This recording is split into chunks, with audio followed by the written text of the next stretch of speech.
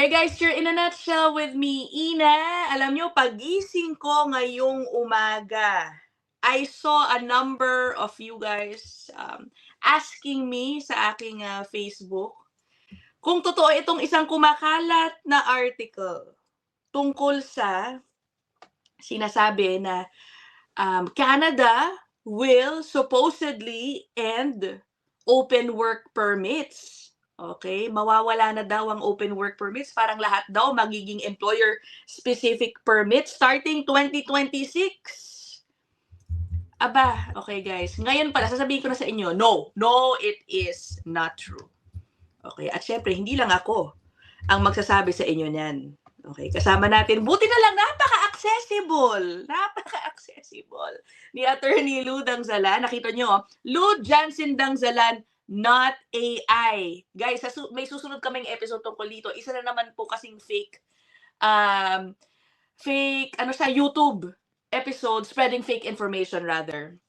Okay, obvious po na AI yung isa, pero baka meron pa rin po kasing maloko. So, we will have another episode to discuss another topic later on. Okay, but for now, ito guys let's make it clear. No, Canada is not ending open work permits. Kung gusto nyo pang tanungin ng gusto si Attorney Lou, ang kanyang email ay nandyan sa baba na gumagapang.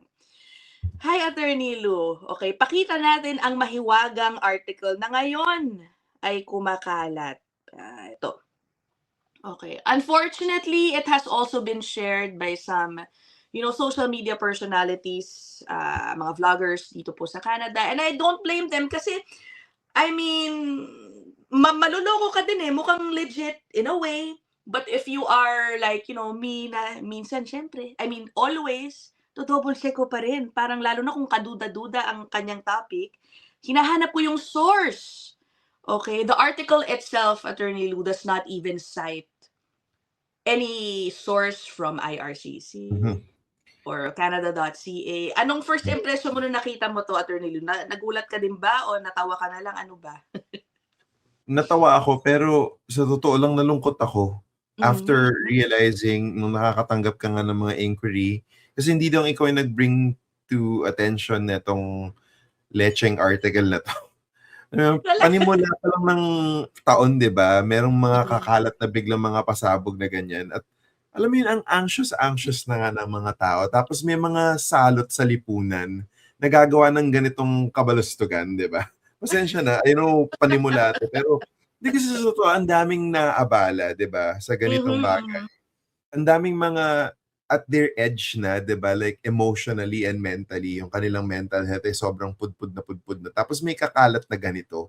Sino ba namang hindi may inis? Kasi between you and I, kaya nating i-distinguish na hindi ito totoo. Di ba? Kaya nga may mga lumalapit sa'yo, may mga lumalapit sa akin na hindi nga ito, na nagko-confirm. Kasi nakakabahala nga naman kung totoo itong balita na to. Unang, siguro gawin na lang natin ganito. Like in 1 minute sasabihin ko, ano yung mga telltale signs ko for these types of fraudulent and fake types of news. Una sa lahat, kung titignan ninyo yung article, yung byline.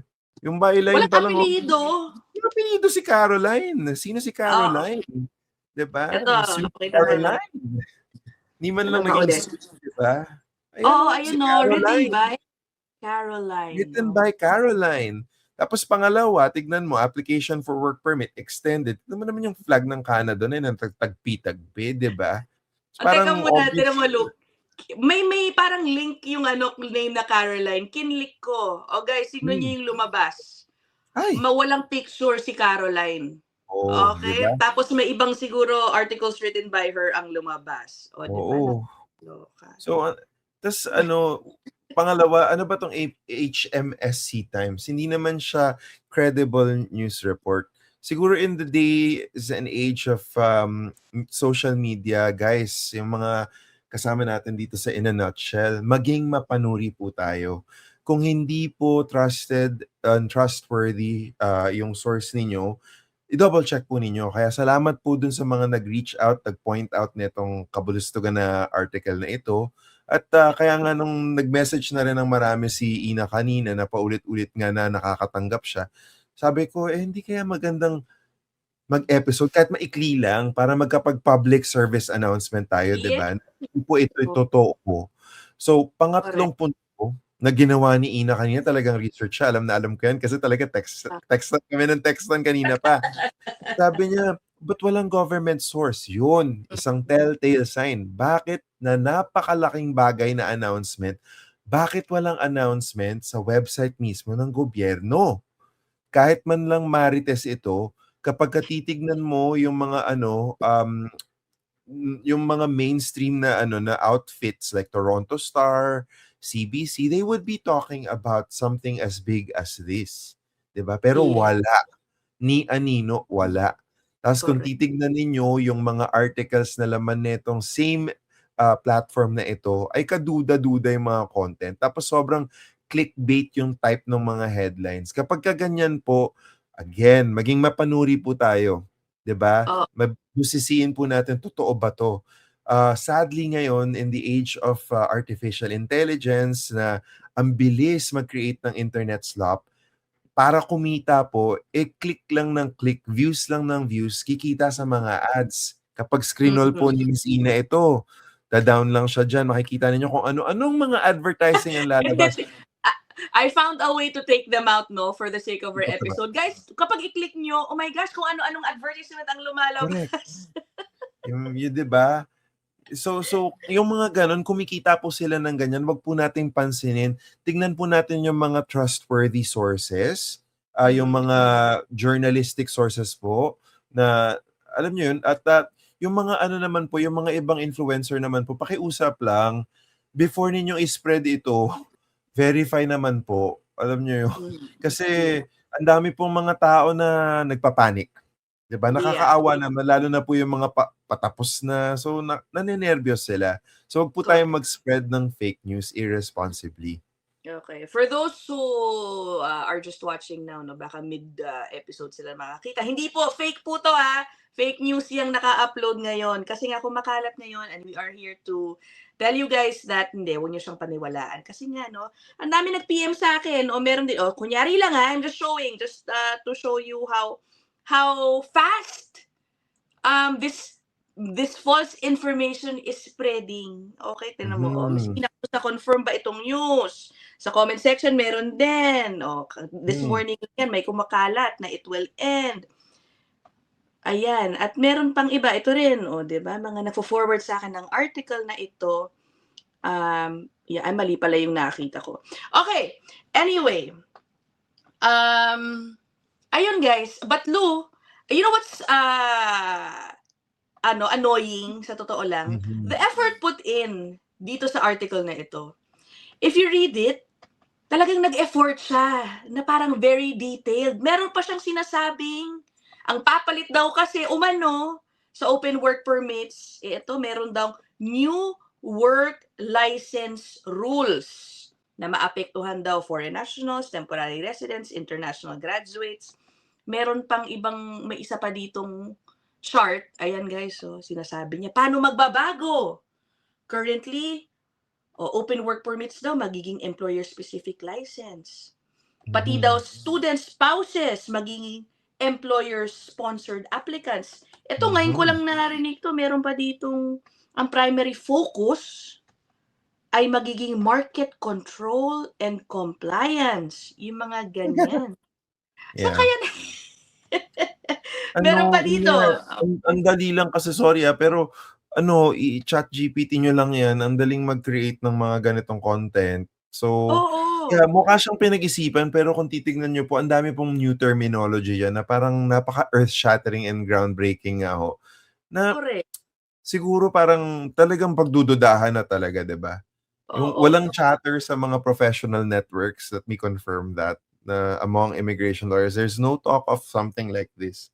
Kasi kapagka ganito kalaking mga changes sa immigration programs, ito pong IRCC, kumukonsulta po ito sa Mm, mga ano, sa mga stakeholders, including yung mga lawyers groups po.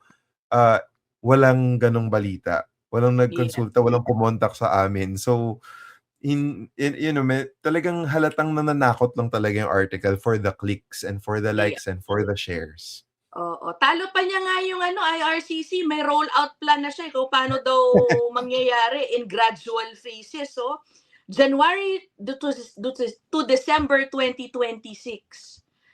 Ano na daw, yung PGWP, magiging new job-linked licenses for grads. O guys, January na, di ba? Ano tong pinagsasabi niya kung sinasabi niya mag-take effect ng January to December Correct. 2026? O, tapos 2027 daw, o spouses naman, and then may 2028. In fairness, parang ang bilis ng impormasyon niya kung totoo, di ba? Again, guys, General Temp Presidents. Ano yun? mm, Ano yun? Tas full conversion to new model. Ano yan? Diba? It doesn't mean anything. It's internet slop. oo. Ay, nako. Paano ba? Teka, I will take it out now. Ayan. But just for the, ako, I'm curious. Actually, I asked this kay Lou before we started recording. Was there any proposal ever ba na i-cancel, wag nang mag-issue ng open work permits at lahat na lang close? Meron bang ganun ever? It is very, very rare that the government will propose sweeping changes na blanket. Okay. It's always like carve-outs. It always like means like magre-reset. Magkakaroon ng reforms. Pero yun ang mga reforms na to is like targeted and strategic. Pero ito parang for the sake of manggulo lang. Yung napaka-obvious na ano yung mapapala ninyo kapag tinanggal nyo yung open work permit. Ang dami ng restrictions na ginawa sa open work permits, 'di ba? Hindi naman yan yung hindi naman yan yung bulto ng mga open work permit na problematic. Yung naging sinasabing problematic nga daw is yung pagdagsa ng spousal open work permits for international students na alam natin na matagal nang nilimitahan, di ba? May halos 2 taon na since nag-start yung mga rollout ng mga changes sa PGWP, spousal open work permit for students and for temporary foreign workers who are skilled workers in Canada. So, kung mag-a-announce sila, i-announce sila yun through the normal channels. Hindi po normal to. This is an unknown. Sino ka? Sino kang website ka? Who you? Diba? Alam nyo guys, a simple Google of Open Work Permits Canada, kahit yan lang ang i-search nyo. Okay? Mapupunta naman kayo dito, halimbawa. Mapupunta na kayo sa canada.ca official site. And it's just, normal. What is an open work permit? Okay. Yes. Kung meron pong changes na mangyayari, the Government of Canada will update this site. Siguro usually merong parang box yan sa taas na parang starting ganito, ito na ang changes sa open work permit. Pero wala naman po. And I saw when I Googled, this was last updated December 11, 2025. So medyo recent pa po yun. So again, okay, wala naman pong naka-mention dito na i-update o may plano silang gawin dito sa open work permit. Saka yung kung talagang curious kayo kung may announcement, punta kayo dun sa press release section ng immigration's website. Yan. Kasi dun nila nilalagay talaga yung mga announcement. Alright. Okay so clear na guys. No. Meron pa rin pong open work permits. Hindi po mag-e-expire, hindi ika-cancel ang mga open work permit ninyo kung meron po yan ngayon. Okay? So that is it for this episode. Abangan nyo yung susunod. Meron na namang isang mahiwagang, ito naman, YouTube episode, again, spreading misinformation. And sige, we will address that next. Okay? Thank you so much, Attorney Lou, for your time. We will see you guys in the next one. Bye!